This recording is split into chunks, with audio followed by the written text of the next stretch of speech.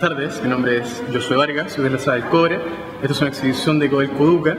Esta exhibición tiene como objetivo, ¿cierto?, dar conocimiento a la gente en general de Santiago y de Chile entero del patrimonio cultural, ¿ya?, que tenemos en sí, que es el cobre también. Esta exhibición contempla una línea de tiempo, exacto, en donde la gente que viene acá a la biblioteca de Santiago se puede instruir, ¿cierto?, de lo que fue el cobre desde su descubrimiento hasta lo que es el cobre hoy en día, ¿cierto?, lo que genera para Chile todo este tema minero. Yo los dejo invitado a todos ustedes para que puedan venir a la biblioteca. Tiene muchas actividades en general, aparte de esta exhibición.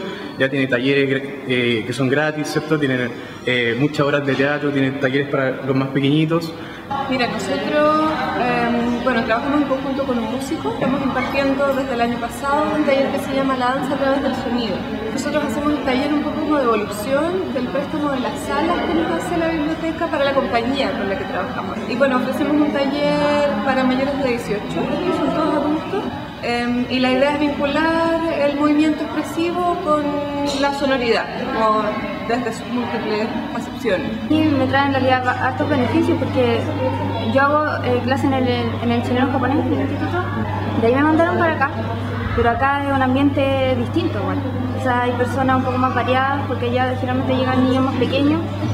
Acá tengo alumnos un poquito más grandes que están interesados en varios temas por el ambiente también, que asisten a la biblioteca a leer otro tipo de cosas también, todo el área de como lectura juvenil. No solamente leen manga y cómics, sino que otro tipo de libros, entonces también a mí me aportan mucho con ideas. Bueno, aparte de este taller, que es un taller de manga con japonés, se realizan muchas otras actividades en la biblioteca de Santiago, como talleres de poesía, de cine, de cómics. Va a haber